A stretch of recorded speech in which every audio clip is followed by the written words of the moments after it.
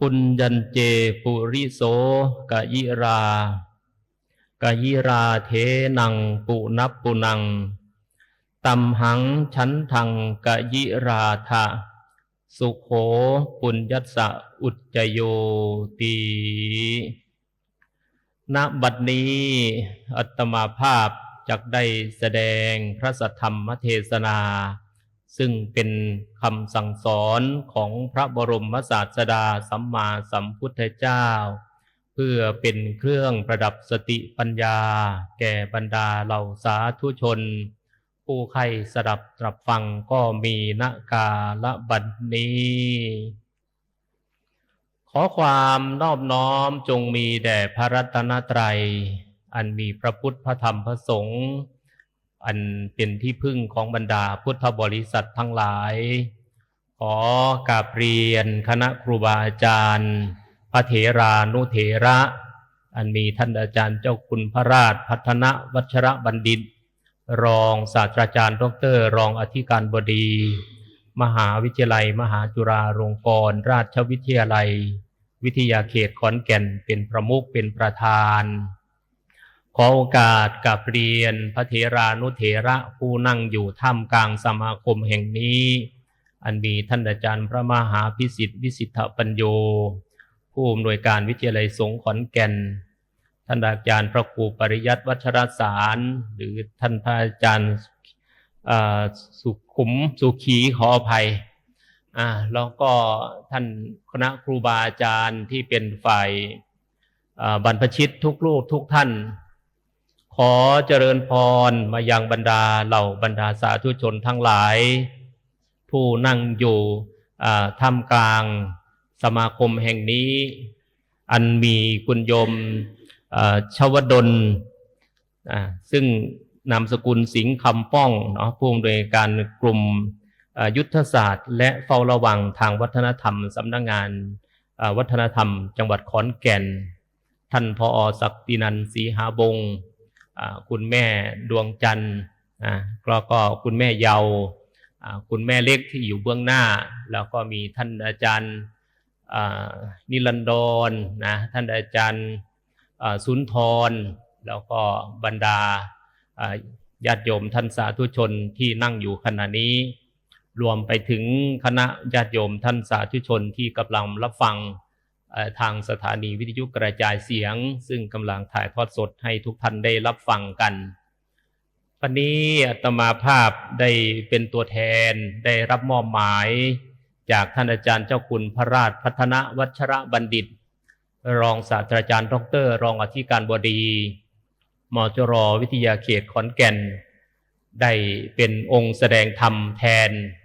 เนื่องในโอกาสวันสำคัญทางด้านพุทธศาสนาอีกวันหนึ่งนั่นก็คือวันออกพรรษาวันมหาปวารณาเนาะวันนี้ก็ได้มาพบปะกับทุกท่านอีกครั้งหนึ่งต่อจากนี้ไปก็ขอเรียนเชิญทุกท่านได้เอามือลงเนาะนั่งสบายปลงภาระทุกอย่างเนาะก็ขออนุญาตพูดจาเป็นภาษาบ้านเรามาทีไรมาเทศที่นี่ทีไรก็ยังตื่นเต้นไม่หายแม่ดวงจันทร์รู้สึกว่าธรรมาสนี่มันมีฤทธิ์แรงปกติกับเทศมาทัวฝ่าเมืองไทยเหรอเด้แต่ก่อนเมื่อคืนเท่งนี้ปั๊บก็ยังเป็นสั้นๆอยู่บนเท่าไป มื้อนี้ก็ต้องขอบคุณญาติโยมออกตนสุปู่สุคนที่ได้เดินทางมาเป็นกำลังหลักในการมาฟังธรรมมื้อนี้อันมีคุณแม่ดวงจันทร์เนาะจากวัดนันทิการามญาติโยมออกตนแม่เย้านี่ก็มาบ่ใครขาดเนาะเราก็หลายตัวหลายท่านเนาะที่เดินทางมามื้อนี้พอใจนี่ก็แม่นว่าสุขภาพบ่ดีแต่ว่ากระใจสูงเนาะพอเนาะส้มสื่ออีดีบ่เป็นพอใจใจเอาอีดีนะขออนุโมทนาหลายๆเราก็ญาติโยมมาจากวัดนั่นน้ำแน่แล้วก็มาจากบ้านอื่นบ้านไกลขาดบ่ได้ก็คือแม่ของเฮานี่ล่ะผู้โตน้อยๆนางอยู่นี่ล่ะแม่เล็กเฮานี่ซื้อว่าเล็กซื้อได้ว่าแต่ว่าใจใหญ่ใจใหญ่แต่ว่าเพิ่นยังจื้อได้ดีได้อายุหลายแต่ว่าจื้อได้ดีสวดมนต์เนี่ยโอ้ยเผลอๆจื้อเก่งกว่าพระเป็นบ่ธรรมดารวมทั้งแม่ไล่คือเป็นนางอยู่ทั้งหลังคือซั่นล่ะแม่ไล่เอ้ยผู้สิเป็นเจ้าภาพบ่แม่นติแม่เจ้าภาพกฐินปีนี้เป็นแม่ไล่ แม่นบ่แม่ถือบ่แม่นเมไล่นี่บ่เนี่ยฮะคือคนละไล่ติคนละไล่ติอันนี้คนละไล่แม่นบ่แม่นกฐินบ่แม่แม่นหรือบ่แม่นเอาญาติโยมสาธุให้คุณแม่ไล่แน่สาธุโอ้เพิ่นเป็นเจ้าภาพเด้แต่ว่าเป็นนางลี่อยู่ทั้งหลังพุ่นยังว่าเหลียวบ่เห็นโอ้ยนอขันจังว่ากันเลยให้เพิ่นพนั่งทั้งหน้ามวนเพิ่นอยู่ทั้งหน้าจังนั้นว่าเป็นประธานกฐินเนาะบ่เป็นหยังเนาะเพิ่นมักนั่งทั้งหลังก็บ่ว่ากันมื้อนี้ญาติโยมบอกตนทั้งหลายเนาะเป็นวันสำคัญทางด้านพุทธศาสนาเฮามีวันสำคัญทางด้านพุทธศาสนาอยู่หลายมือสำคัญที่สุดก็คือมือวิสาขบูชาเนาะแม่นบ่ล่ะวิสาขบูชานี่แปลว่าการบูชาในวันเพ็ญเดือนวิสาขะคำว่าวิสาขะนี่เป็นภาษาบาลีถ้าเป็นภาษาสันสกฤตที่คนอินเดียเขาคุ้นเคยนี่เขาเอิ้นว่าวิสาขะเนาะหรืออยู่อินเดียเพิ่นเอิ้นพุทธปุรณิมาเนาะก็คือวันเพ็ญ15 ค่ำเดือน6มื้อนั้นก็เป็นมือประสูติตรัสรู้นิพพานของพระตถาคตเจ้าของเฮาเนาะต่อมาก็เป็นวันมาฆบูชาเนาะมาฆบูชานี่ก็เดือน3เป็นเหตุการณ์เกิดขึ้นอยู่ใต้ห่มไผ่เมืองราชคฤห์ห่มไผ่นั่นก็คือพระเวรุวันมหาวิหารได้วางหลักการของพุทธศาสนาไว้เพื่อเป็นแบบแปลนเนาะเป็นแบบแปลนให้บรรดาพุทธบริษัททั้งหลายโดยเฉพาะพระสงฆ์องค์พระเจ้าหรือญาติโยมออกตนทั้งหลายย่ามเมื่อมีผู้มาถามย่ามชาวพุทธผู้อื่นมาถามหรือศาสนาอื่นเฮามีหมู่มีพวกเป็นคนนับถือศาสนาอื่นมาถามมาศาสนาพุทธมีหลักการจังใดเฮาก็สิตอบได้บ่ล่ะคันพระพุทธเจ้าบ่ว่างไว้ก็จักสิตอบว่าจังใดห่วยบ่ฮู้เด้อเนี่ยบ่นี่สิว่าที่น้อหลักการก็คือ1แม่นบ่ล่ะบ่ให้เฮ็ดซัวสัพพปาปัสสะกัลนัง2ให้ทำความดีทั้งปวงก็คือกุศลสูปสัมปทาเฮ็ดใจให้ผ่องแผ้วเบิกบานแจ่มใสอยู่ตลอดเวลาเนาะแม่นบ่ล่ะก็คือสกิตตปริโยทัปปนังอย่าอารมณ์บูดในตอนเช้าอย่าอารมณ์เน่าในตอนเพลอย่าอารมณ์เหม็นในตอนค่ำจะชุ่มฉ่ำตลอดไปพระพุทธเจ้าเพิ่นว่าจิตของเฮานี่สำคัญที่สุดในบรรดา3ข้อเนี่ยพระพุทธเจ้าเพิ่นว่าคุ้มให้ได้คือข้อ3เด้อก็คือทำจิตให้ผ่องใสดังนั้นเวลาญาติโยมบอกตนทั้งหลายตื่นย่ำเศร้ามาในย่ำผู้ใดเคลียร์โทรศัพท์ประจำมีบ่ตื่นมื้อเศร้ามาเคลียร์ปั๊บโหลดเป็นบ่ล่ะบางคนที่บ่ทันได้สีเขียวซั่นเด้บ่ได้ทันได้แปลงเขียวซั่นเด้มาเคลียร์แล้วมันต้องเคลียร์ Facebook แน่เคลียร์ TikTok แน่เคลียร์หา X ตะกี้มันเป็น Twitter เนาะซุมื้อนี่เป็น X พอใหญ่อีลอนมันไปเปลี่ยนชื่อเป็น X พะนะเคลียร์สื่อโซเชียลแม่ออกญาติโยมทุกท่านทั้งที่ฟังอยู่นี่แล้วก็อยู่ทางบ้านเนาะคนรุ่นใหม่เขาสิมักเป็นแนวนั้นจะอีพออีแม่เฮานี่บ่ค่อยติดปานใดดอกเนาะสร้างส่วนหลายก็ส่งไลน์เนาะแม่เนาะแม่นบ่ล่ะสวัสดีวันจันทร์สวัสดีวันอังคารไปน่ะนะมันเถอะไปมันเถอะเปิดใส่กันแต่ว่าวัยรุ่นบ่แม่นนี่เขาเคลียร์TikTok แน่เคลียร์ Facebook แน่เคลียร์น่ะอยู่เพราะวันนั้นล่ะมันเถอะไปเคลียร์ไปเคลียร์มาบัดนี้ญาติโยมของตนทั้งหลายเฮาเคลียร์ไปนี่ข่าวสารดีเข้ามานี่มีทั้งเรื่องจริงมีเรื่องเรื่องเท็จแม่นบ่บ่ท่านอีกกองก็มีเด้อย่าคิดว่ามันถือบ่เด้แล้วก็มีทั้งเรื่องดีมีทั้งเรื่องบ่ดีบัดนี้จิตของเฮานี่โยมข้อ3นี่พระพุทธเจ้าถือว่าสำคัญนี่สกิตตปริโยทัปปนังทำจิตให้ผ่องแผ้วนี่เฮ็ดจังได๋คันพ่อเรื่องดีกับใจมันฟูขึ้นเนาะแม่นบ่ล่ะใจมันฟูขึ้นเด้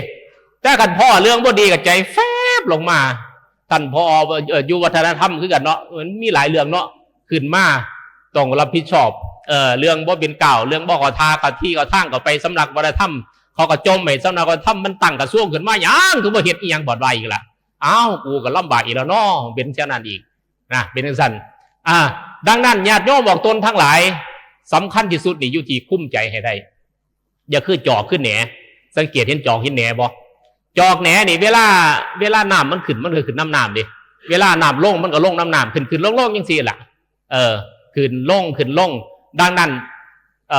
พุทธัสสะโลกัตถัมเมหิกิตตังนากัมปติอโศกังวิรชังเขมังเอตัมมังคลมุตตังมังมงคลขอสุดท้ายนี่ป้ายเลยเพิ่นบอกว่า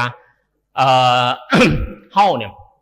อย่าคิดอย่าหวั่นไหวย่ำโลกธรรมครอบงำนะสุขทุกข์นินทาสรรเสริญได้ลาภเสื่อมลาภได้ยศเสื่อมยศนี่อย่าฟู่อย่าแฝบไหลทำใจให้มันมูดสมูท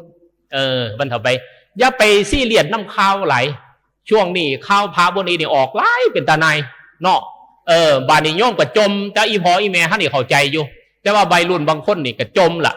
พระเดี๋ยวนี้ไม่มีให้กราบไหว้แล้วมีแต่แพะก็ไหว้อีกละหาหลวงปู่ก็ได้ต่อไปกูจะไหว้แค่พระพุทธพระธรรมพระสงฆ์กูไม่ไหว้เอาอีกละไปนั่นก็มีบางคนบอกว่าโอ้เดี๋ยวนี้มันพวกแครอทแครอทดีกับผมก็ได้ยินข่าวเดียวเหมือนบ่ตะกี้ผมมีได้คำว่าแครอทเอิ้นพามาแครอทพะนะบัดนี้โอ้ยออกมาโจมตีบัดนี้ก็เดี๋ยวนี้แฮงมี AI แม่ดวงจันทร์ AI ยุค AI ที่สมบูรณ์เนี่ยแม่ดวงจันทร์เห็นหน้าตาเห็นเรื่องเล่าเรื่องนั้นเรื่องนี้เอาแม่เล็กสิไปไสล่ะเล่าหนาวติ ย่ายให้แม่เล็กเนี่ยแม่ไล่เจ้าพ่อพี่แม่ไล่เจ้ามานางนาพี่มายับให้แม่เล็กไปนางหลังพดบนหนาวมานั่งบนท่านปอกข้าวหนาวแล้วว่าสั้นมานางพี่มาแม่เล็กเดี๋ยวว่าไปยังเป็นสุขภาพเป็นอาจจะมีปัญหาหน่อยนึงมานางนาพี่มาโอเคยุค AI ญาติโยมบอกตนทั้งหลายปรากฏว่าเฮ็ดแนวดีก็ได้เนี่ย AI นี่เนาะแน่นอนท่านพ่อเนาะท่านชวดลเฮ็ดแนวดีก็ได้เฮ็ดแนวบ่ดีก็ได้มีมือหนึ่งเขาเจ้าไปเฮ็ดรูปพระกันเลือก iPhone 17อยู่พวกแคปชั่นไปเลยรุ่นใหม่ตกรุ่นต้องเป็นรุ่นเก่าตกรุ่นต้องรุ่นใหม่เท่านั้นเข้ากับอะไรนะโทนสียังอยู่นะเพราะว่ามันมีสีสมเนาะมันบ่ล่ะ iPhone 17โอ้ยลงไปปรากฏว่าคนคอมเมนต์ด่าผะสะใจ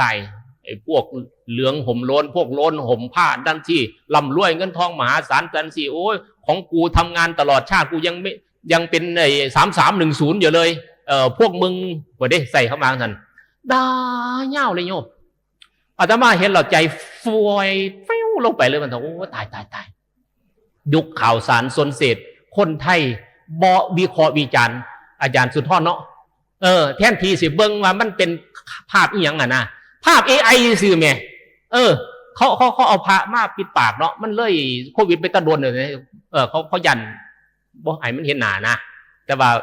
6 องค์ที่จุ่มอยู่หั่นน่ะปรากฏว่าหน้าคือกันเบิดก็บ่นี่แม่ด่าแต่เพื่อมันเถอะไปนี่แหละคนไทยเฮาโอ้ยจะเป็นเจ้าบ่พิจารณาเนาะอันใดถือบ่ถือแต่ว่าก็ซอยกันเนาะครูบาอาจารย์เนาะอย่าให้มันมีข่าวออกมาดูบางเทื่อนี่ซุมื้อได้ทำชั่วลงฟรีทำดีต้องจ้างดิซื้อมวลชนบ้านเฮานี่วันเท่าไปเจ้าสิเฮ็ดดีบัดนี้ก็สร้าง10ศาสตร์20ศาสตร์เจ้าก็บ่ดังดอกแต่ว่าคันเฮ็ดบ่ดีแนวเดือนโอ้ยทุกช่องมาเบิดเลยแม่นบ่ทนายมหาพิสิทธิ์เฮาเพิ่นก็เคยเป็นคนดังมาช่วงนึงเรื่องเทศเรื่องถาดไปแล้วมันเท่าไปเป็นจังซั่นดังนั้นพระพุทธเจ้าเพิ่นจึงบอกว่าการทำกิจผ่องแผ้วนี่สำคัญที่สุดวันมาฆบูชาญาติโยมบอกตนทั้งหลายวิสาขบูชามาฆบูชาเนาะบาดนี้ก็มาเป็นเทศกาลวันอาสาฬหะเราก็เข้าพรรษาอาสาฬหะนี่แปลว่าเดือน8เด้คำว่าอาสาฬหะนี่เป็นภาษาบาลีเป็นชื่อเดือน8ถ้าเป็นภาษาสันสกฤตในอาสาดะอาสาดะแต่ว่าบาลีนี่คืออาสาฬหะแปลว่าเดือน8เป็นชื่อเดือนมันต่อไปซึ่งก็มีทั้งหมดอยู่12เดือนบานี้พ่อแต่เขาพรรษาได้3เดือนเรียบร้อยเนาะอธิษฐานเขาพรรษากันพระสงฆ์องค์เจ้าได้มีโอกาสได้เขาพรรษาครบ3เดือนเสร็จเรียบร้อยแล้วก็มือนี่เป็นมือสุดท้ายของการออกพรรษามือสุดท้ายของการเขาพรรษาบ่ผิดนั่นก็คือวันปวนาออกพรรษาพอดีก็คือเทศกาลสำคัญมือหนึ่งแม้ว่าทางราชการสิบ่ได้หยุดเนาะแต่ว่าในทางพุทธศาสนาของเขาโดยเฉพาะมหาลัยสงฆ์เขาก็หยุดเพื่อให้เฮ็ดกิจกรรมกันมือนี้เนาะนั่นก็คือมือสำคัญที่อาตมาได้บอกถึงดังนั้นญาติโยมของตนทั้งหลายในช่วงเวลาต่อจากนี้ไปเนาะกสิขออนุญาตได้เว้าประวัติความเป็นมาให้ฟังว่ามือออกพรรษามันมีเหตุการณ์อย่างแน่เนาะอีกก็ฟังอยู่เรื่อยๆแม่ดวงจันทร์ฟังมาตลอดจื้อได้บอก ได้เป็นบางเรื่องเนาะบางเรื่องก็อาจจะจื้อบ่ได้ไม่เย้าเป็นจะได้ไม่เย้าพอได้บ่ บ่มาโหลดเอาติ บ่เป็นหน่วยจืนบ่แม่ แม่ไล่จื้อได้อยู่เนาะแม่ไล่เนาะ ฟังมาประจำเด้เนาะเนี่ยโอ้แม่ออกผู้เป็นคำวัดคำว่าขออนุโมทนาหลายๆเหตุการณ์สำคัญนั่นก็คือขออนุญาตเท่าความเนาะไปถึงแต่มือปวดละก่อนเขาพรรษาที่6ของพุทธเจ้าเฮาหลังจากที่มันตัดสรูไต่โคกโพเสร็จแล้วก็มาแสดงถ้ำปวดปัญญวัคคีย์โยปาอีสีปัตตนะบริกทายวันเนาะเป็นพรรษาที่ พรรษาที่2เพิ่นก็ย้ายมาอยู่เวฬุวันพรรษาที่3ก็อยู่เวฬุวันพรรษาที่4ก็อยู่เวฬุวันพรรษาที่5ก็ย้ายไปพุ่นโยมเมืองเวสาลีพรรษาที่6กลับมาเวฬุวันอีกรอบนึงบาดนี้มันมีเรื่องเกิดขึ้นตัวญาติโยมขออนุญาตเว้าจาเป็นภาษาบ้านเฮาเนาะระวังเว้าไทยก็เว้าลาวอาตมาถนัดเว้าลาวหลายกว่าแต่ว่าครูบาอาจารย์บางท่านเพิ่นสิถนัดเว้าไทยมีเหตุการณ์เกิดขึ้นนั่นก็คือว่า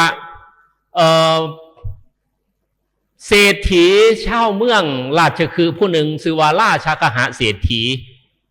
เล่า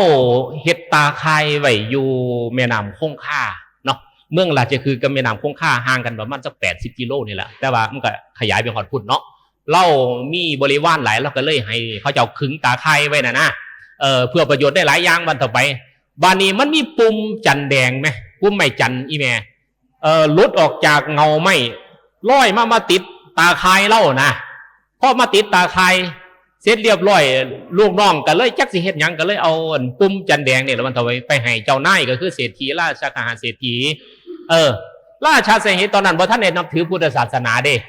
วันต่อไปแม้นว่าพระพุทธเจ้าสิไปประจำพรรษาอยู่กรุงราชคฤห์แล้วก็ทางแต่บ่มีโอกาสได้ฟังเทศน์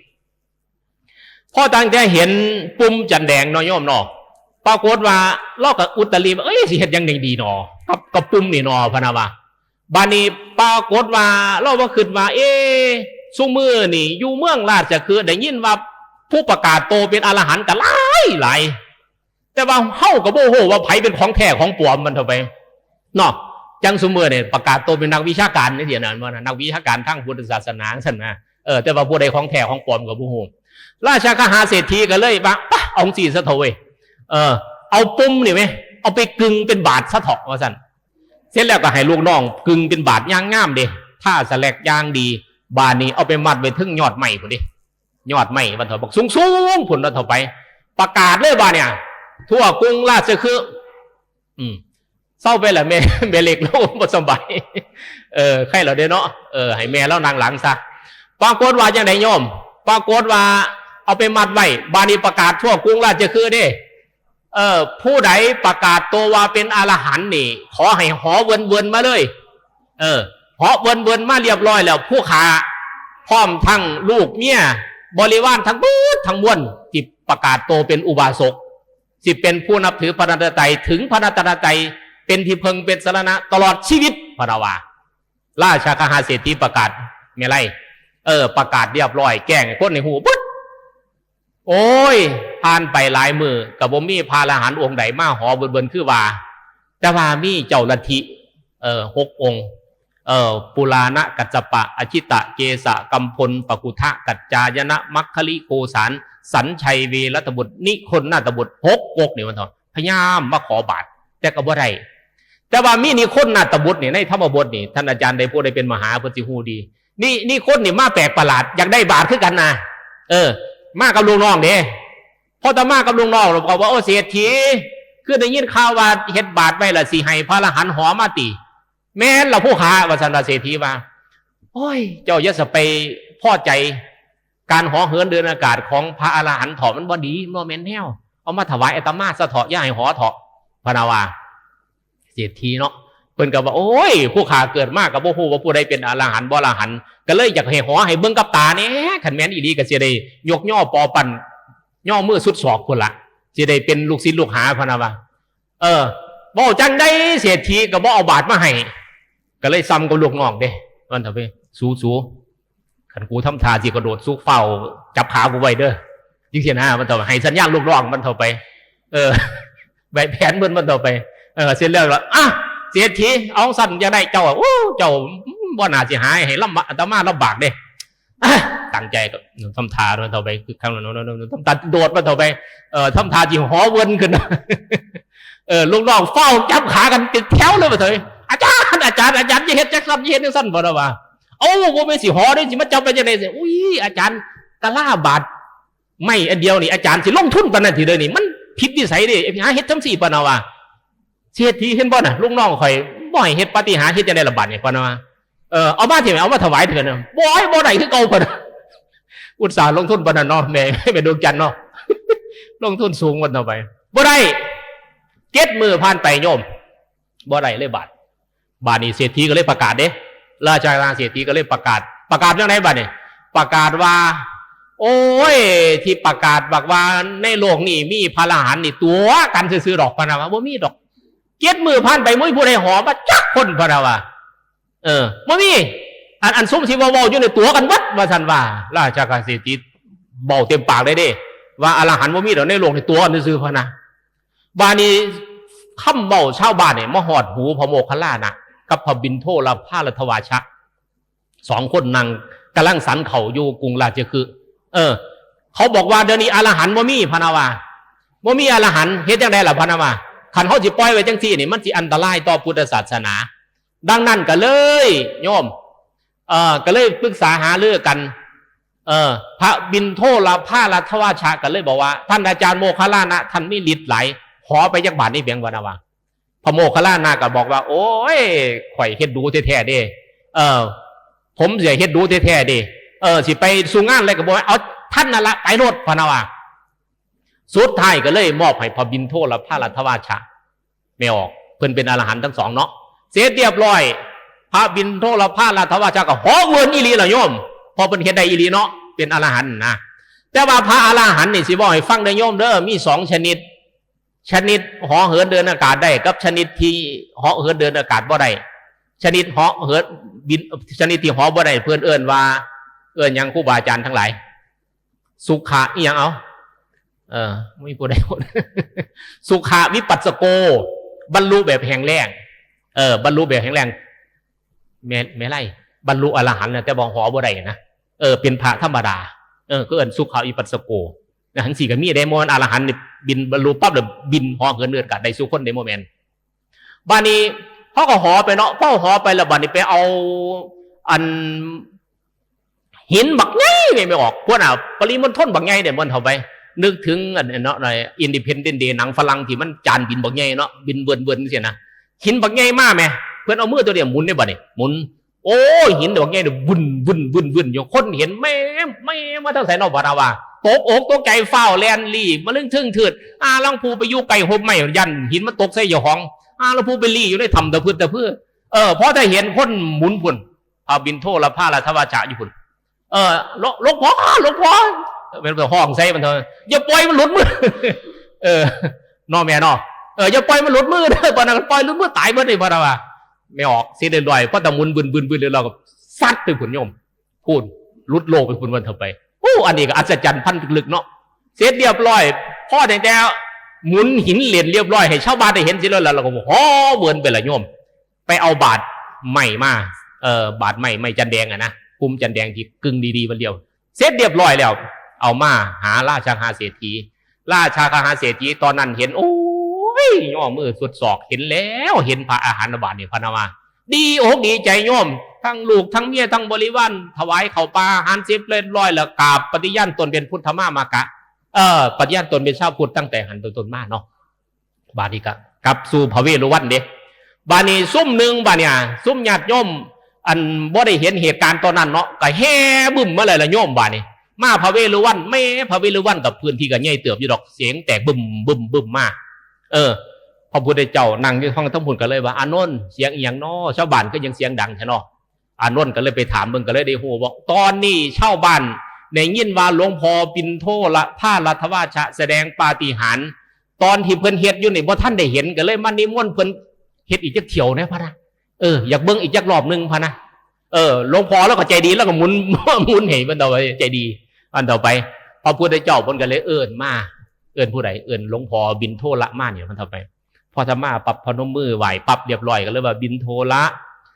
เธอทำแสดงปาฏิหาริย์ให้บรรดาชาวพุทธบริษัทได้ดูใช่ไหมใช่แล้วพระเจ้าข้าพระนาวาพระพุทธเจ้าเพิ่นบอกพระพุทธเจ้าเพิ่นก็เลยบอกว่า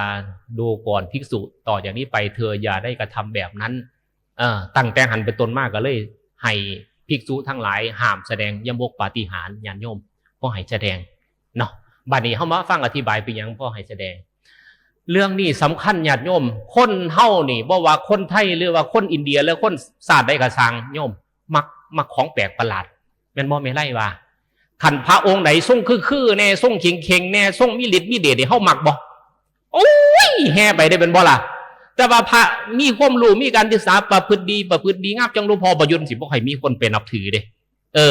สิเฮ็ดบุญเฮ็ดท่านที่สร้างศาลาสร้างหยังก็ยากมันเท่าไว้แต่ว่าคันพระเกจิว่าซั่นแม่นบ่ล่ะแม่ดวงจันทร์ขนาดขี้ตะลึนซื่อๆนี่ก็จะไปบูชาเด้เด้อนี่แม่ไรเป็นจังซั่นอีหลีบ่อีหลีขอบูชาขี้กระเทอะเป็นบูชาโอ้ยได้บุญหลายปานว่าเป็นให้บัดวันเฮาไปเป็นแนวนั้นพระพุทธเจ้าเพิ่นเล่งไปในอนาคตว่าโอ้ยต่อไปเนี่ยคันปล่อยให้บรรดาลูกศิษย์ก็คือพุทธสาวกแสดงยมกปาฏิหาริย์ได้ตลอดอิสระผู้ใดมีนี่มันสิมีผลต่อมาก็คือ1เฮ็ดให้พุทธบริษัทยึดมั่นในเรื่องอิทธิฤทธิปาฏิหาริย์เราสิบ่สนใจคำสอนเพราะว่าคำสอนที่ไม่พูดแต่เน้นแต่เรื่องอิทธิฤทธิปาฏิหาริย์อย่างเดียว2ก็คือพระภิกษุสามเณรผู้เกิดในภายหลังสืบต่ออายุพุทธศาสนาวันเวลาผ่านไปบ่เป็นพระอรหันต์สิมีเขากินจะบอกไม่ไล่เป็นอย่างคือบาจังสันระว่างพระองค์หนึ่งหอเบิ่นมาเป็นบ่ล่ะกับพระองค์หนึ่งยังกับพื้นธรรมดาเป็นบ่ล่ะโยมสิใส่บาตรหม่องไหนอันซุ่มทีหอบ่ได้สิได้กินข้าวบ่ล่ะแม่ดวงจันทร์ก็สิว่าโอ้ยจังเป็นพระแท้บ่โบคันพระแท้อีดีมันก็ต้องหอได้ไหมปัดไว้อีกล่ะเป็นบ่ล่ะมันเป็นแนวนั้นดังนั้นเพื่อป้องกันในอนาคตเพราะว่าการศาสนีเนี่ยมันมีหลายอย่างเนาะปาฏิหาริย์มีหลายอย่างอิทธิฤทธิปาฏิหาริย์อาเทศนาปาฏิหาริย์อนุสาสนีปาฏิหาริย์พระพุทธเจ้าบ่ให้ยกย่องอิทธิฤทธิปาฏิหาริย์ให้มาอาเทศนาบัดนี้ให้แสดงธรรมให้ฟังให้เข้าใจดีกว่าเนาะเพิ่นก็เลยประกาศเป็นแนวนั้นญาติโยมทั้งหลายเพราะว่าจิตของมนุษย์เฮาเนี่ยบ่ว่าคนไทยหรือคนอินเดียหรือคนใดก็สร้างมักหลงไหลในเรื่องอิทธิฤทธิปาฏิหาริย์เนี่ยมันเฮ็ดให้พุทธศาสนาซึ่งตรงกันข้ามนี่บ่เจริญรุ่งเรืองได้เนาะคนอินเดียนี่ก็มักอ่อนวอนโยมคนไทยนี่คือกันเมื่อตอนที่รถอาตมาต่ำมันเกิดอุบัติเหตุเนาะแม่ไรพอตารถต่ำเรียบร้อยแล้วอุตส่าห์บ่มีผู้ใดเฮาก็โทรไปหาเอื้อยเดียวเอื้อยอยู่เพิ่นอยู่น้องไห้เพิ่นแม่พี่สาวนะฮัลโหลง่ายดิสนะเล่านะง่ายแม่นลุงพี่เดี๋ยวละว่านะลุงพี่มีอย่างไรก็โทรมาว่าโอ้ตัวต่ำไปเฮ้ยว่าสันน้องตัวต่ำที่เฮ็ดจังได้เราพัฒนามาแม่ดวงจันทร์แท่นทีเราสิขึ้นห่วงว่าน้องไส้เนี่ยมันเท่าไว้เจ็บเป็นดินอ้วเป็นตายลายดีเป็นจังไดอาการสาหัสจังไดรถต่ำติพะนะอันเลขรถเท่าไหร่เลขรถนะพะนะว่าถามเลขรถถามให้ยังโดนเนี่ยบอกมาก่อนผลจะวายอยู่มันเท่าไปโอ้ยหาสระบาลในใจอยู่แค่ทีสิบอกว่าโอ้มันเป็นในล่ะอาการสาหัสเพราะเขาโรงพยาบาลเด็กบ่เดียวถามมันนะเนาะเป็นในสันโค่นเท่าพระพุทธเจ้าเพิ่นบอกคำหนึ่งเนี่ยอาตมายังจื้อหอดสมือในโยมพระพุทธเจ้าเพิ่นบอกว่าถ้าการอ้อนวอนถ้าการบูชาบวงสรวงนั้นทำให้คนประสบสิ่งที่มุ่งหวังแล้วโลกนี้จะมีแต่คนรวยทั้งสิ้นที่มีแต่คนสมหวังทั้งหมดโยมมาถึกบ่เอาถึกแล้วสมมติว่าหลวงพ่อเนี่ยเนาะนั่งอยู่นี่โยมมาที่ฐานอยากได้เงิน100 ล้านแล้วก็อธิษฐานให้ได้อยากได้10 ล้านก็ได้เนาะแม่ดวงจันทร์เนาะอธิษฐานยังได้เบิดสิมีคนถูกอยู่บ่แม่ไล่แม่นบ่ขันมันอธิษฐานได้แล้วมันมีประสบความสำเร็จคนอินเดียประชากร1,400 ล้านมันสิมีคนจนอยู่บ่อ้อนวอนมาตะกอนศาสนาพุทธเสียงมหอดบ้านเฮาพี่ได้เลยคนอินเดียในเรื่องอ้อนวอนนี่มันเอาไปพระพรหมพระนารายณ์พระศิวะพระพิฆเนศพระนันโอ้ยในบรรดาเทพเจ้าเราเทว่าไปกองอาญากันอยู่พุ่นเบิดเป็นหมื่นองค์บานี่อ้อนวอนนิยมอ้อนวอนตะกอนศาสนาพุทธที่เกิดพุ่นดังนั้นถ้าการอ้อนวอนนี่เฮ็ดให้ประสบความสำเร็จมันสิมีคนถูกอยู่บ่แม่นบ่โยมดังนั้นพระพุทธเจ้าเพิ่นสอนตามความจริงแต่ว่าลูกหลานลูกของเพิ่นก็คือชาวพุทธบางคนบ่เชื่ออีกละขันอยากรวยก็ไปหาหลวงพ่อเนี่ยโอ้ยหลวงพ่อมีตัวเลขได้ดีๆเนาะจัก2 ตัว 3 ตัวโอ้ยเนี่ยกกแม่เนี่ยเป็นตะบูซ่าได้ก็ไปจังพุ่นไปมาลาบทำแฉกไปแทนทีสิได้ประพฤติตัวดีๆนอนบ่ล่ะบานี้หลังจากพระพุทธเจ้าแสดงปาฏิหาริย์แล้วโอ้เวลาก็สิเบิ่นตัวนี้เนาะปรากฏว่าซุ่มเดียรถีทั้งหลายก็ประกาศได้บ่เนี่ยโอ้สมณะโคดมพนะประกาศให้ลูกน้องห้ามแสดงยมกปาฏิหาริย์บานี้เฮาเฮ็ดได้วะนะว่าเฮาเฮ็ดเลยบานี้พะนะว่าโว้ยเตรียมตัวแสดงยมกปาฏิหาริย์บานี้พระเจ้าพิมพิสารพ่อได้ยินข่าวเนาะ พระเจ้าพิมพิสารนี่เป็นพระโสดาบันแหละเด้ศรัทธาในพระศาสนามือหนึ่งเลยมีโอกาสได้มากราบพระพุทธเจ้าก็เลยถามพระพุทธเจ้าว่าข้าแต่พระองค์ผู้เจริญตอนนี้พวกดีละถีพระกันประกาศทั่วเมืองราชคฤห์ว่าจะแสดงยมกปาฏิหาริย์แข่งกับพระองค์เพราะพระองค์ไม่อนุญาตให้สาวกได้แสดงแล้วพระองค์คิดเห็นเป็นประการใดพระเจ้าข้าพระเราอ่ะพระพุทธเจ้าตรัสขึ้นมาคำหนึ่งโยมมหาบพิตรถ้าพวกเขาเหล่านั้นแสดงปาฏิหาริย์อาตมาก็จะแสดงเหมือนกันพระนาวะพระเจ้าพิมพิสารเฮ้ยคือว่าแนวนั้นไม่ไรเนาะคือว่าแนวนั้นพระองค์คือประกาศว่าให้แสดงปาฏิหาริย์ลูกน้องพระนะพระพุทธเจ้าตรัสขึ้นมาโยมห้ามลูกน้องบ่ได้ห้ามเจ้าของพระนะห้ามลูกน้องบ่ได้ห้ามเจ้าของพระนะมันได้ยุติพระสันว่าพระเจ้าพิมพิสารว่าได้แล้วพระพุทธเจ้าว่ายกตัวอย่างพระนะมาสมมติว่าไม่ออกเนาะซื้อบักม่วงมาปลูกซื้อบักซีดาบักเขียบบักละมุดบักลำไยบักเผาบักย่างกระซางในสวนเจ้าของประกาศห้ามคนอื่นมากินหน่วยมันแต่ว่าเจ้าของกินได้ไหมบ่แม่ดวงจันทร์ได้หรือบ่ได้ได้เหรอเจ้าของไหมมันบ่ล่ะอยากกินยังไงกินเหรอแต่ว่าคนอื่นกินได้บ่ได้แล้วพุทธเจ้าบันทึกว่าคือกันเพื่อว่าเราตถาคตเนี่ยเป็นผู้ก่อตั้งศาสนาดังนั้นจึงมีสิทธิ์ที่จะทำได้พอตะวาจังสันซุ่มเดียร์ทีเนี่ยยินข่าวจะตกใจแล้วแม่มึงบ่เนี่ยเฮาเฮ็ดอะไรพนาวาเฮ็ดไงแต่ว่าพวกน่ะโยมพระพุทธเจ้าไปแสดงยมกปาฏิหาริย์จากราชคฤห์กับไปปุ่นเมืองสาวัตถีไปสาวัตถีเพิ่นประกาศก้อนล่วงหน้าแสดงยมกปาฏิหาริย์วาสีแสดงยมกปาฏิหาริย์อยู่ใต้ห่มบักม่วงพะนะห่มบักม่วงอยู่เมืองสาวัตถีบัดนี้เมืองสาวัตถีก่อนศาสนาพุทธสิรุ่งเรืองเหลื่อมนี่โยมมันเป็นศูนย์กลางของปวดศาสนาเช่นศาสนาชีพเปื่อยไหมซุ่มนิโครนาตบุตรมีหน่อยที่นับถือศาสนาพุทธแม้ว่าสีเริ่มก็ตั้งพระเชตวันเริ่มแล้วคนที่นับถือศาสนาชีพเปื่อยยังไงซุมือนี่เมืองสาวัตถีศาสนาเช่นเนี่ยนิโครนาตบุตรเห็นไหมสร้างวัดหลายในโยมบัธรรมดาดิผู้ใดอยากเห็นพระบ่ใส่เสื้อผ้าไปเบื้องหันหลังมันเท่าไรคักมันเท่าไหร่เขามีระดับวิทยาลัยอย่างดีในซุมือเนี่ยของพุทธเท่านี่ยังมาล้อมมาเหลี่ยมเนี่ยบ่ล่ะวัดนั่นวัดนี่วัดเขมรวัดไทยวัดดำนี่แต่ว่าศาสนาเช่นนี่บ่เคยจางหายจากเมืองสาวัตถีซุมือเนี่ยนะเขาเอิ้นสราวัตสตีเนาะเนี่ยเขาเป็นฐานประชาการใหญ่มันเท่าไปบานี้ซุ่มศาสนาเช่นก็เลยว่าโอ้ตายแล้วบานี้สมณโคดมสิมาแสดงปาฏิหาริย์อยู่ใต้โกบงวงประกาศเลยบานี้เฮ้ยโกบงวงแถวนี้ห้านที่มีเบิดพระว่าสิบ่ให้พระพุทธเจ้าไปแสดงธรรมปั๊มเลยมาจนห้านเลยว่าทำไมโกบงวงทั้งใดร้อยเบิดจนว่าถือตัดเกือบเบิดมันเถาไปยานว่าผู้ได้เจ้าบาดีสมมติเราผู้ได้เจ้าไปแสดงถ้ำยุโกอื่นก็จะได้จับผิดได้บ่ล่ะเห็นว่าแต่ตอนแรกประกาศว่าที่แสดงถ้ำไต่กงมวงเอาไปมากบ่แม่นทำได้เลยไป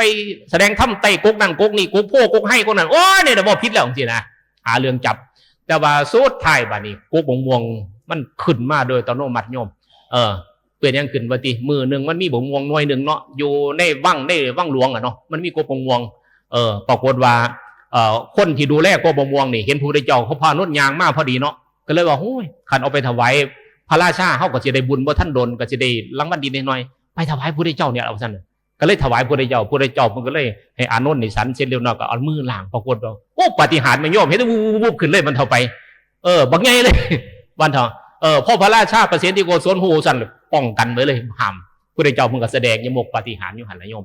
บานี้เท่าสักกาเทวราชเห็นซุ่มศาสนาอื่นเนาะเขาเจ้ามาตั้งเต้นตั้งยังบัดนี้เดลมิดให้ล้มหัวกุดล้มเมื่อเลยเขียนปัดมุนอุ้ยปุยวัดโยมเลือดเต้นของพุทธเจ้าพุทธบริษัทตุ่มโฮมกันบาดนี้พุทธเจ้าแสดงปาฏิหาริย์อยู่หันโยมแสดงปาฏิหาริย์เห็นยังไงบัดนี้เพื่อนสีอธิษฐานพระพุทธเจ้า2 องค์เฮี้ยงกันองค์หนึ่งองค์แท้องค์หนึ่งองค์ปลอมเนาะองค์แท้เนี่ยโยมพ่อจะแสดงว่าหอวุ่นขึ้นมาบานีทอไฟไหมโยมไหมทอไฟนี่ขึ้นจากพระเศียรเพิ่นไหมฟืดขึ้นไปเลยมันเท่าไปบานีท่อน้ำโยมท่อน้ำเนี่ยไหลออกจากข้างล่างเพิ่นนี่มันเท่าไปขออนุญาตนะจากบ้านเท่ากับเป็นทั้งกดแล้วมันเท่าไปฟืดลงไปพ่อว่าท่านโดนเปลี่ยนโยมบานีทอไฟเนี่ยมันเท่าไปท่อน้ำพุ่งขึ้นทอไฟลงข้างล่างบานีต่อมากับทอไฟออกจากพระบาทไฟออกน้ำออกจากพระบาทซ้ายพระบาทขวาตาซ้ายตาขวาหูซ้ายหูขวาน้ำเล็บพวกนี้โยมออกเบิดแขนศอกไม่ได้ออกไล่ก็ออกมันถอยปันบังไฟพญานาคก็ออกสมองเท่าไปเสร็จเรียบร้อยก็ฟืดลงมาหลังจากนั้นโยมพระพุทธเจ้าเพิ่งก็เลยเหาะเวินขึ้นไปสู่สวรรค์สันดาวดึง แต่ว่าก่อนที่ไปนี่พระโมคคัลลานาก็เลยว่าพระองค์สิริไปใส่สิบอกว่าสวรรค์สันดาวดึงไปหยังไปปูดพุทธมารดาพะนะบ้านนี้เสียเราก็เลยหอวื้นขึ้นไปโยมพ่อได้ไปประทับอยู่ฝุ่นเรียบร้อยแล้วเนาะก็ปรากฏว่าพระโมคคัลลานะก็เลยขึ้นหอดเพราะว่าพุทธบริษัทนี่พ่อบ่เห็นพุทธเจ้าเนาะตุ่มอยู่เมืองสาวัตถีเนี่ยนะก็เลยบอกว่าสิบ่ย่อมไปใส่ประสันมาพระพุทธเจ้าเพิ่งก็เลยมอบหมายให้พระโมคคัลลานะแสดงธรรมโปรดบรรดาพุทธบริษัทตลอด3 เดือนนะอยู่เมืองสาวัตถีเนาะเสร็จเรียบร้อยแล้วเพื่อนประกาศเลยบอกว่าถ้าผู้ใดอยากพ่อพระองค์ท่านให้พุ่นเด้อไปเมืองสังกัสสะนครสาวัตถีไปสังกัสสะระยะทางสุเมอนี่อยู่ที่ประมาณ400 กว่ากิโลแต่ว่ารัฐเดียวกันเด้รัฐอุตรประเทศดังนั้นการย่างสงสัยเวลาพอสมควรเนาะ400 กว่ากิโลเนี่ยโอ้ส่วนแต่ก่อนเขาพรรษาไปก็สิเกือบออกพรรษาพอดีตัวเนาะค่อยๆไปผู้เฒ่าก็สิไปได้เทียละ2-3 กิโลตัวเป็นบ่ล่ะยังเว้นแต่นางเกียนก็อาจจะใส่เวลาเร็วกว่านั้นนิดหน่อยนึงใครก็ย่างน้อยนึงอยู่รถบ่มีเนาะสมัยสมุทรตะกี้คือสมุทรเนาะวันนี้ก็ไปพ่อตาไปพูดเราไปตุ่มไปโฮมอยู่พุ่นพระพุทธเจ้าเพิ่นไปประทับอยู่หันเสร็จเรียบร้อยแล้วบรรทุกำพลศิลาอาสนะของเพิ่นของพระพุทธเจ้าประทับอยู่สวรรค์ชั้นดาวดึงด้านหลังเป็นต้นปาริชัตตะเนาะกำลังออกดอกบานสะพังบรรดาเทพบุตรเทพธิดามาตุ่มมาโฮมกันควบแมนหนีแม่ของพระพุทธเจ้าเนาะแม่ดวงจันทร์เนาะบ่ได้อยู่สวรรค์ชั้นดาวดึงดิแม่เย้าเพิ่นอยู่สั้นใดแม่จิ้วบ่ได้กันเลยเนาะแม่พุทธเจ้าเนี่ยพ่อเพิ่นตายเนาะพระนางสิริมหามายานะพ่อตาตายปั๊บหรือสินประชนปั๊บเนี่ยเพิ่นไปอยู่สวรรค์สันดุสิตอยู่สันดุสิตนี่สูงกว่าสันดาวดึงเด้อันแต่ไปอยู่สันพุ่งแต่ว่าเพื่อความสะดวกหลายๆการประการน่ะนะเพิ่นก็เลยไปอยู่ดาวดึงบัดนี้ก็เลยให้แม่เพิ่นเนี่ยลงมาหาอยู่สันดุสิตขอให้อยู่สันดาวดึงบ่ยังไงวิสูงกว่ามาอยู่ต่ำกว่าเนาะไต่บรรทุกำพลศิลาอาจพระพุทธเจ้าเพิ่นแสดงธรรมโปรดแม่เป็นหยังวะติเพราะว่าพระพุทธเจ้าในทางพุทธศาสนาเพิ่นสอนว่าจังซี่โยมเพิ่นสอนว่าลูกเนี่ยมีอยู่3 ชนิดเนาะ1อภิชาตบุตรดีกว่าพ่อแม่อนุชาตบุตรซ้ำกับพ่อแม่อวชาตบุตรขี้ไล่ก็พ่อแม่3 ชนิดเนี่ยโยมพระพุทธเจ้าเป็นอภิชาตบุตรเนาะคนอภิชาตบุตรนี่ต้องตอบแทนคุณบิดามารดาแต่ว่าในทางพุทธศาสนาเนี่ยแม้ว่าเจ้าสีเลี้ยงสีเกียสีเบิ้งสีแง่งถึงขนาดเอาพ่อแม่มั่นนั่งบนมาเบิ้งแง่งตลอดชีวิตยังบ่เป็นการตอบแทนคุณบิดามารดายังถูกต้องยังสมบูรณ์เด้แม่เจ้าแต่ว่าถ้าผู้ใดกะสร้างผู้ใดกะสร้างสามารถแปลเปลี่ยนความคิดอีพ่ออีแม่เฮาบ่เข้าวัดให้ได้เข้าวัดบ่เคยปฏิบัติธรรมให้ได้เคยปฏิบัติธรรมบ่เคยรักษาศีลให้ได้รักษาศีลนี่แหละจะค่อยเป็นการบูชาขั้นสูงสุดเห็นบอกพระสารีบุตรสารีบุตรเพิ่นมีพี่น้องทั้งหมด7 คนร่วมตรงตัวเพิ่นเนาะลูกในตระกูลนี่วันเถาไว้ขออนุญาตได้คอกนี่เนาะแม่ดวงจันทร์เป็นอรหันต์เบิดแม่ตั้งแต่ภาษาลีบุตรอุปติสะจุนทะเลวตะเป็นบ่ล่ะจาราอุปจาราสีสุปจารา5 6 คน 7 คนพอดีเป็นอรหันต์เบิดแต่ว่าผู้แม่ยังเป็นทิฏฐิอยู่มิจฉาทิฏฐิยังนับถือพระมเหสวนพระศิวะพระนารายณ์พระปิกนิโยวันเถาไว้จนมือสุดท้ายเปิ้นตรงนั้นมาปวดจนมือสุดท้ายพ้นพระพุทธเจ้าคือกันแม่นมาตอนที่เพิ่นอายุหัวก็ได้7 มื้อเนาะแม่นบ่บ่ท่านนี่หูเมียขี้ยังเป็นเด็กน้อยอยู่แม่ตายหรอกก็เลยบ่มีโอกาสได้พ่อแม่สิได้ตอบบุญแทนคุณแม่ก็บ่มีโอกาสก็เลยได้เสด็จมาสวรรค์ชั้นดาวดึงส์มาโปรดแสดงธรรมเพราะว่าธรรมที่เป็นอภิธรรมนี่ถือว่าเป็นธรรมขั้นสูงสุดเนาะในทางพุทธศาสนาสูงสุดมันได้กับสร้างเป็นพระเอามาสวดมันได้กับสร้างมู่ห้องเจ้าคอยกับบ่เข้าใจที่กันเนาะแม่ดวงจันทร์เนาะเอาเพิ่นสวดประจำเด้เวลางานศพเป็นบ่ล่ะกุตลาธรรมากุตลาธรรมาอปยกตาธรรมาสุขายะเป็นบ่ล่ะกัตตเมธรรมากุศลาเป็นบ่ล่ะกิตังโหติสมกตังญาณสัมปยุตตังเป็นบ่ล่ะไล่ไปแม่เย้าเขาไปงานศพประจำแต่ว่าเขาก็ฟังประจำเนี่ยเนาะแต่ว่าจักพาจมหยังเนาะจักเป็นอีหยังอะไรสินะหัวคอยอดธรรมาเนี่ยคืออยู่ในอภิธรรมเนี่ยกุศลธรรมาธรรมที่เป็นกุศลอกุศลธรรมาธรรมที่บ่แมนกุศลอัพยากตาธรรมาธรรมที่เป็นของกลางๆเป็นอภรยกิจคือบ่เป็นกุศลกับบ่แมนอกุศลกับบ่แมน ยัดสมิงสมัยย่ามใดกระต่างที่จิตมันวันไหวในสิ่งเหล่านี้นะพุทธเจ้าเพิ่นพยายามอธิบายโอ้อภิธรรมเกียรติกับพี่มันต้องบอกอีกช่วงหนึ่งเนาะมันบ่ล่ะนั่นแหละมันถอยหนาสนใจดิพ่อแต่เพิ่นแสดงธรรมจบปั๊บท่านน่ะโอ้แม่เพิ่นได้ดวงตาเห็นธรรมเลยคันเพิ่นเป็นคนธรรมดานี่สิเป็นบรรลุโสดาบันไปย่างหน่อยมันเท่าไปเป็นว่าภารกิจในการที่ฐานะเจ้าของในฐานะเป็นลูกเนาะพระพุทธเจ้าในฐานะเป็นลูกได้ทำหน้าที่ตอบแทนพ่อแม่เฮ็ดเรียบร้อยแล้วโยมเบิดภาระแล้วหลังจากนั้นพระพุทธเจ้าเพิ่นก็เลยเสด็จลงมาจากสวรรค์สันดาวดึงท้าวสักกะเทวราชเฮ็ดเป็นขั้นใดลงมานอนบ่ล่ะมีทองคำมีเงินมีแก้วมณีทองคำเนี่ยให้เทวดาทั่วไปลงมาผู้มีศักดิ์ใหญ่นอนบ่ล่ะท้าวสักกะส่วนเงินนี่เท่ามหาพรหมเนี่ยส่วนขั้นใดกลางเนี่ยเป็นแก้วมณีพระพุทธเจ้าเพิ่นก็ย่างลงมาจากแก้วมณีมีเท่ามหาพรหมเนี่ยจังตั้งถือยังก่อถือสัพพทนถือจ่องถือสัพพทนลงมาบ่เท่าลงมาเบิ่มบานีรัศมีของพระพุทธเจ้าเป็นประพัดสอน6สีนะฉับพลันนรังสีกระจายออกไปโยมเหาะวนๆแล้วมาปูคนอยู่นครสังขัสสานีห่วงเง่าปริมณฑลไหมมหาศาลเลยมันต่อเห็นหมดเลยโยมคนวินลงมาบอกแล้วคนขิงลุกว่ามีโอกาสได้เห็นอีกเทีนึงเลยบานีเพื่อให้ศรัทธาของชาวพุทธที่มาตุ่มโมห้อมกันเนาะเกิดความศรัทธาเลื่อมใสในบุญในกุศลอีหลีเลยเนรมิตโยมปกติอัน3ภพนี่สิบ่มีโอกาสได้พอกันเด้ยกเว้นตายแล้ววันเถอะตายแล้วบ่พอต้องไปอยู่ภพใดภพหนึ่งอีกละบ่ได้พอพระพุทธเจ้าเมื่อนั้นด้วยอิทธิฤทธิปาฏิหาริย์เลยสามารถแสดงภพทั้ง3ภพไหมให้ปรากฏเห็นกันมีภพใดๆนะแม่มนุษย์เนาะมนุษย์แล้วก็นรกแล้วก็สวรรค์3ภพเหลียวเห็นกันหมดเลยโยมแล้วเมื่อนั้นนี่สัตว์นรกทั้งหลายเมื่อนั้นบ่ต้องได้รับกรรมให้อยู่มีความสุขสำราญมันเท่าไปโอ้ยบาดนี่กับพ่อกันกับมวลต้องเป็นบ่ล่ะแม่นว่าดวงจันทร์ขออนุญาตน้องแมวจันเลยลูกหลานอยู่ทั้งสวรรค์โอ้มอนี่อยู่ทั้งนรกโอ้ยมอนี่อยู่ทั้งล่ะมอนี่อยู่หันเลี้ยวเห็นกันเบิดแม่เย้าโอ้จังแม่เย้าเป็นบ่ล่ะพ่อบ้านสมมุติว่าเสียชีวิตแล้วลูกชายลูกสาวไปอยู่ไสเห็นเบิดแม่หมอนั่นมันเห็นบุญปุถุมันอยู่ทั้งบุญตัวนี่แม่โอ้ยหมอนั่นมันเห็นอีหยังว่าไปอยู่พุ่นเสียนะไปอยู่พุ่นเห็นกันเบิดโยมโอ้ยเฮาก็เชื่อมั่นในคุณความดีนั่นบ่ล่ะบาปบุญกุศลที่ได้เฮ็ดตัวบาดนี่ดังนั้นผู้บ่ปรารถนาจะเป็นพุทธเจ้าบ่มีเลยเมื่อนั้นนะเท่าไปย่างลงมาเสร็จแล้วพุทธเจ้าก็แสดงธรรมโปรดจนกระทั่งงานสโมสรผ่านไปเกือบ3 เดือนโยมมีการกิจกรรมไหว้แล้วก็แสดงธรรมพุทธเจ้าแสดงธรรมให้ฟังนี่เป็นเหตุการณ์พรรษาที่7ของพุทธเจ้าเนาะความจริงพระพุทธเจ้าจำพรรษาทั้งหมด45 พรรษาแต่ว่าที่ไปโปรดพุทธมารดาเนี่ยคือพรรษาที่7นอกจากนั้นพระพุทธเจ้าก็บ่ได้แสดงอิทธิฤทธิปาฏิหาริย์อีกแล้วเราก็บ่ได้ไปโปรดแม่อีกแล้วมีเธอเดียวคุณโยมเนี่ยเป็นเหตุการณ์สำคัญพรรษาที่7แต่ว่าพอต่อพรรษาปะโหขึ้นฮอดพรรษาที่7โลดมันเสียนะนั่นบ่ล่ะพรรษาอื่นพระพุทธเจ้าเพิ่นก็อยู่ธรรมดานี่เด้เพิ่นก็อยู่ธรรมดาแต่ว่าพรรษานี่เป็นพรรษาพิเศษพรรษาที่7เทโวโลหณะมหาปวารณะใหญ่นี่หมู่เฮาก็เลยระลึกนึกถึงพระพุทธเจ้าดังนั้นกิจกรรมนี่ก็เลยกระจายไปประเทศใดที่นับถือพุทธศาสนามื้อนี้ออกพรรษาใส่บาตรมื้ออื่นว่าสิมาตักบาตรอยู่เด้มื้อเช้านี่ญาติบ่มีผู้ใดมา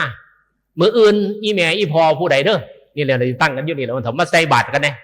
ได้จัก4 5 คนก็ได้มื้อวานนี่แม่พรเพิ่นถามว่ามื้อนี้เฮาบ่ใส่บาตรติพะนะว่าโอ้ยบ่ได้แกล้งผู้ใดมันสิมีแต่แม่พรผู้เดียวซั่นล่ะวะดวงจันทร์เนาะเพราะว่ามื้อนี้บางวัดก็ใส่แล้วเป็นบ่แม่ไล่ใส่ไปมื้ออื่นเด้อแม่เด้อมื้ออื่น 6:30 นญาติโยมเด้อประชาสัมพันธ์ซอยกันได้จัก5 คน10 คนตั้งอยู่นี่ล่ะสินิมนต์ครูบาอาจารย์มีท่านอาจารย์มหาวิสิทธิ์นำสิมารับบาตรอยู่นี่เด้อดังนั้นจัก 6:30 นมาฮอดกันเด้อส่วนสิได้ใส่อีหลีก็สิ 7:00 นพุ่นล่ะว่า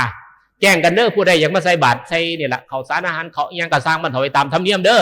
อันนี้ก็ขออนุญาตประชาสัมพันธ์จักหน่อยนึงเพราะว่ามื้อเช้านี่ก็สิใส่มันญาติบ่มีผู้ใดมาบ่ได้แจ้งเนาะดังนั้นญาติโยมอดทนทั้งหลายวันมหาปรณามื้อนี้มีส่วนสำคัญอย่างยิ่งก็คือเป็นเหตุการณ์ที่พระพุทธเจ้าของเฮาได้แสดงธรรมโปรดพุทธมารดาแล้วก็เสด็จลงมา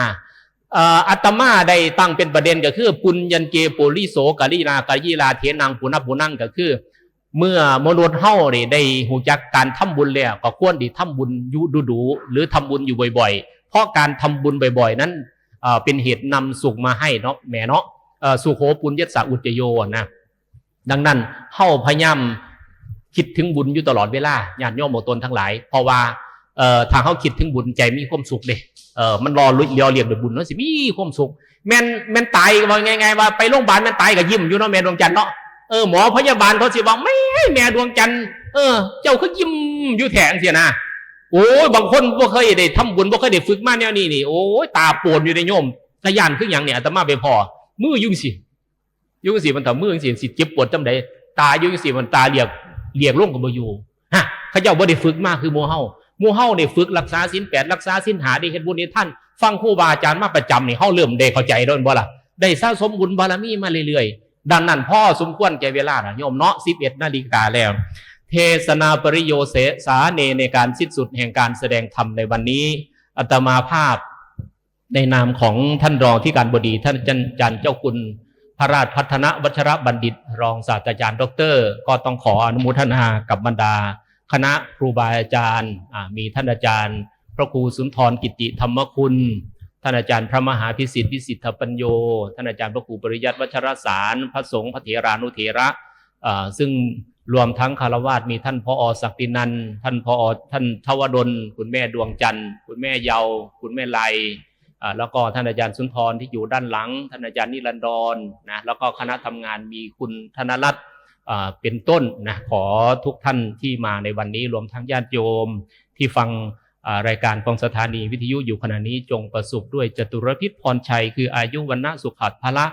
ปฏิภาณธนาสารสมบัติปรารถนาสิ่งหนึ่งประการใดก็สมความมุ่งมา่ปรารถนาสัพพพุทธานุภาเวนะด้วยอานุภาพของพระพุทธเจ้าสัพพธรรมานุภาเวนะด้วยอานุภาพของพระธรรมเจ้าสัพพสังฆานุภาเวนะด้วยอานุภาพของพระสังฆเจ้าศรัทธาโสถีพระวันตุเตขอให้ญาติโยมท่านสาธุชนจงมีอายุยั่งยืนนานร้อยคันฝนพระละล้นเลอเลิศประเสริฐศรีสุขาทุกที่พราและราตรีพระละมีด้วยกันทุกท่านทุกคนเอวังก็มีด้วยปการะชะนี้